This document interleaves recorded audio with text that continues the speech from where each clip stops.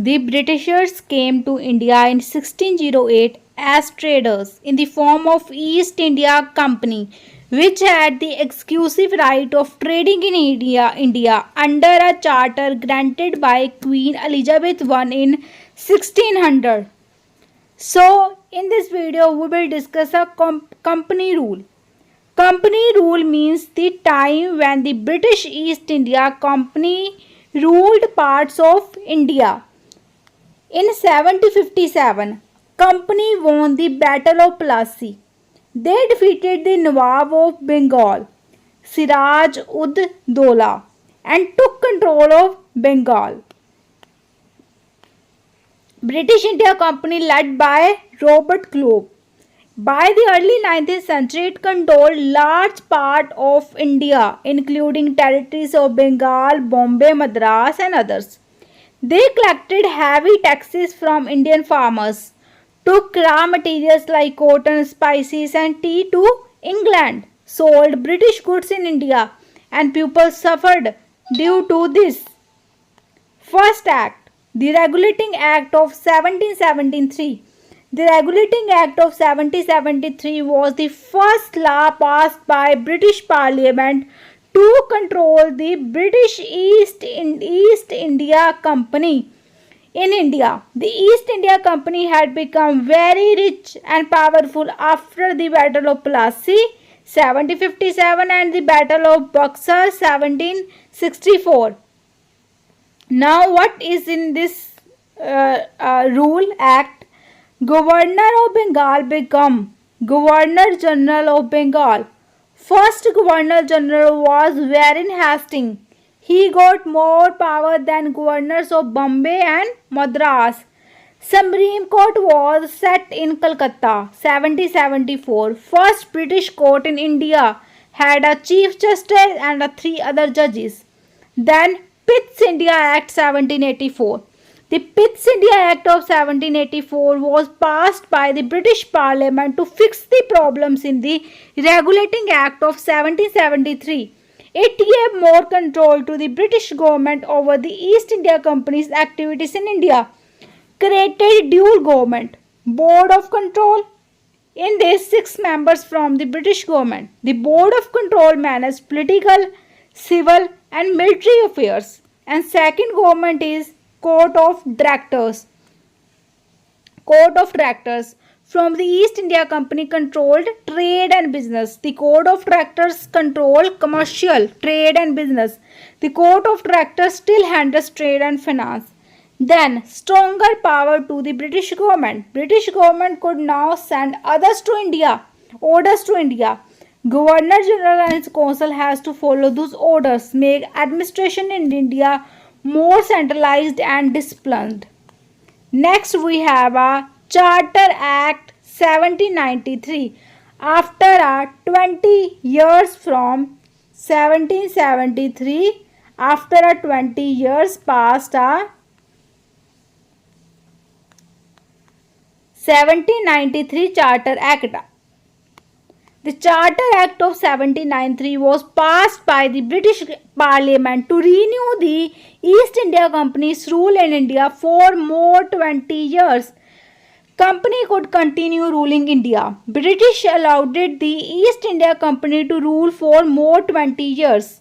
The company was officially allowed to collect taxes from Indians. Governor General could now overrule decisions of his council, other members. This made the Governor General more powerful. British courts in India could now use English language officially. The company had to pay the British Crown a fixed amount from its Indian income every year.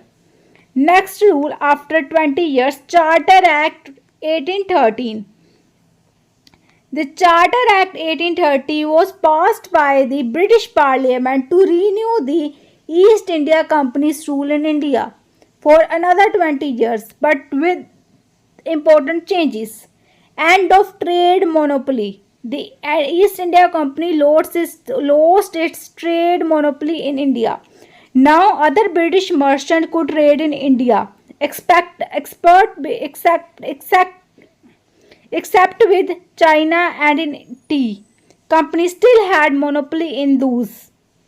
Although the company lost business monopoly, it remained the ruler of Indian territories. Promotion of education. The act ordered to spend rupees 1 lakh per year in Indian education. It was first step towards British supported education in India. Next Charter Act 1833. The Charter Act of 1833 was passed by British Parliament to renew the East India Company's charter for 20 more years. The company lost all trade rights both in India and with China. First now on it became only an administrative body, not a trading company. Earlier there was